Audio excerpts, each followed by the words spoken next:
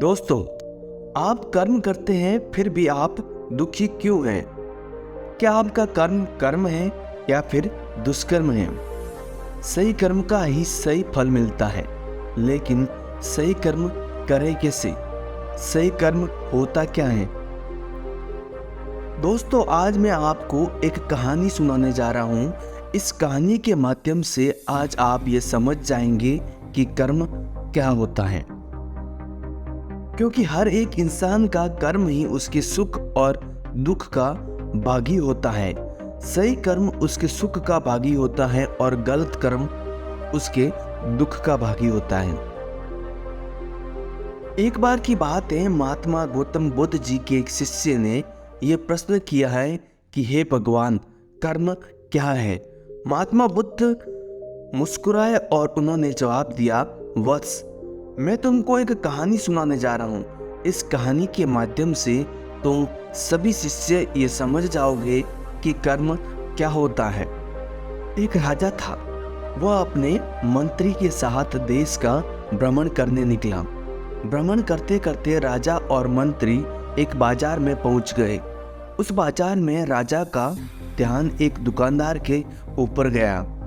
उस दुकानदार को देखते ही राजा के मन में न जाने क्यों ये विचार आया कि मैं इस दुकानदार को कल फांसी की सजा दे दूंगा। ये बात राजा ने अपनी मंत्री को बताया। मंत्री कुछ बोले उससे पहले राजा उस दुकानदार के दुकान के सामने से आगे निकल चुके थे और दूसरी बातें करने लगे। मंत्री बहुत ही चिंतित हो गए। ये बात समझ नहीं पा रहा था कि दुकानदार की गलती क्या है। दुकानदार से बिना कुछ बात किए, बिना कुछ सोचे समझे महाराज ऐसा फैसला लेने के बारे में क्यों सोच रहे हैं? राजा और मंत्री भ्रमण करने के बाद राज दरबार वापस चले गए। मंत्री को रात भर नींद नहीं आई। सुबह जगने के बाद मंत्री एक साधारण प्रजा का रूप बनाकर उस दुकानदार के पास गया और उस दुकानदार से पूछा, तुम क्या बेचते हो? दुकानदार ने जवाब दिया, मैं चंदन की लकड़ी बेचता हूँ।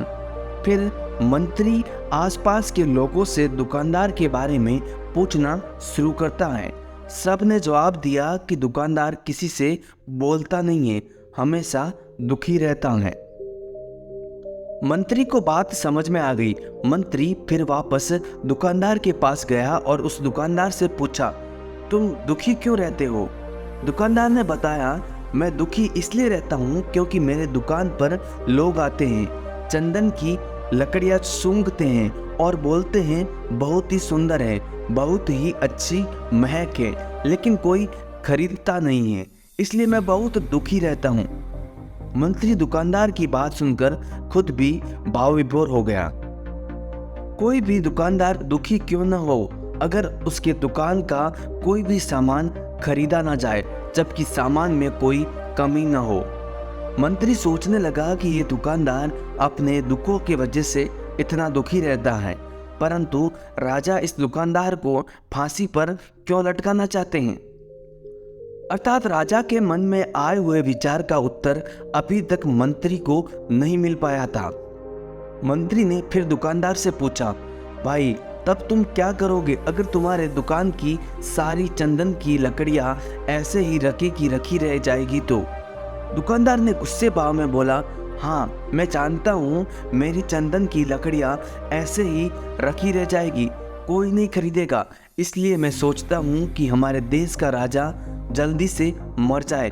अगर वह जल्दी से मर जाता है तो मैं उस राज दरबार में उस राजा के दाह संस्कार के लिए अपनी चंदन की लकड़ी देता, जिससे मुझे कुछ पैसे जरूर मिल जाते और इस बाजार के अलावा बाकी के लोगों को भी मेरे चंदन की लकड़ी के बारे में पता चलता, तो फिर शायद कुछ न कुछ लोग मेरी दुकान से जरूर खरीदते आते।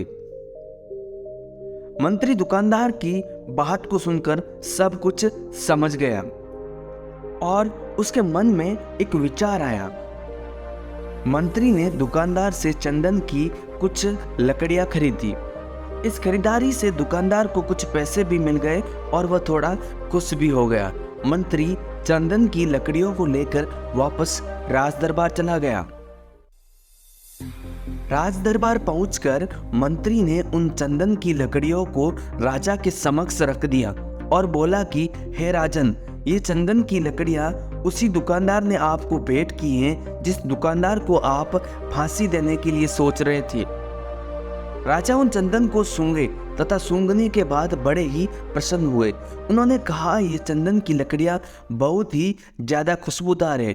दुकानदार के इस अनोखे भेंट से राजा बहुत खुश हुए और मंत्री को कुछ स्वर्ण मुद्राएं दिए तथा बोले, जाओ उस दुकानदार को ये स्वर्ण मुद्राएं इनाम में देना और बोलना कि आज के बाद महल में जब कभी भी चंदन की लकड़ी की जरूरत पड़ेगी तब तुम्हारे दुकान से ही चंदन की लकड़ी ली जाएगी। मंत्री जी मुस्कुराने लगे तथा ये सोचने लगे कि अब तो राजा के मन में उस दुकानदार को फांसी देने का विचार आ ही नहीं सकता, क्योंकि अब तो हमेशा राज दरबार के लिए चंदन की लकड़ियों का इंतजाम की जिम्मेदारी उस दुकानदार को जो मिल गई है। मंत्री स्वर्ण मुद्राओं को लेकर वापस दुकानदार की तरफ चल दिया। इधर राजा इस विचार में पड़ गए कि वह दुकानदार तो बड़ा ही अच्छा इंसान है।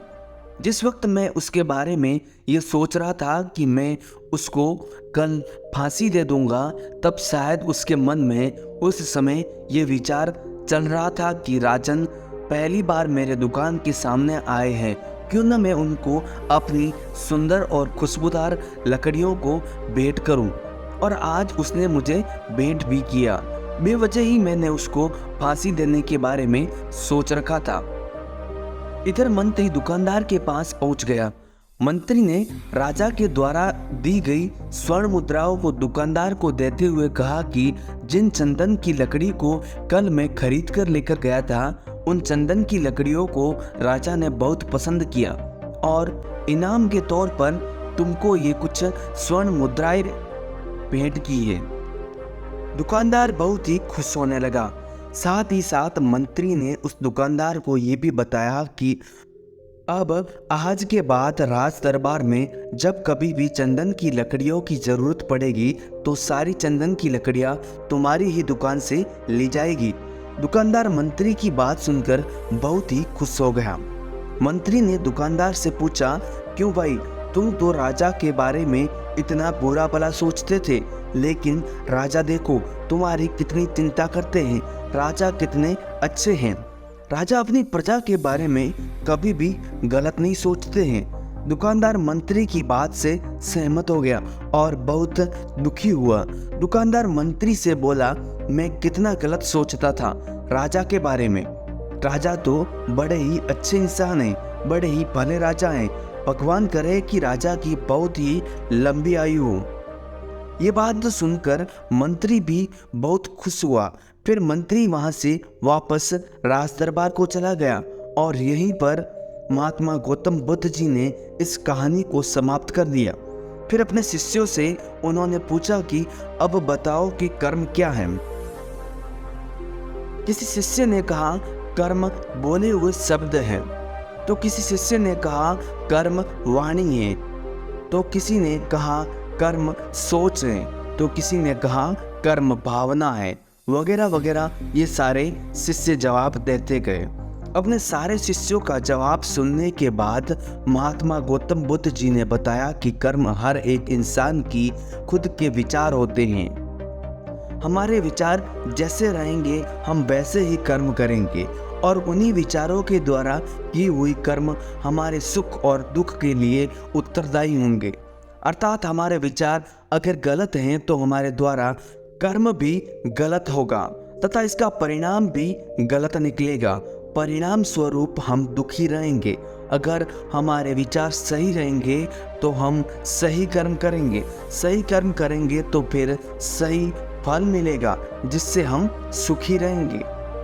इस कहानी से हमने ये सीखा कि अगर हमारे विचार सही रहेंगे, निष्पाप रहेंगे, तो उन्हीं निष्पाप और सही सोच की वजह से ली गई हर फैसला सही होगा।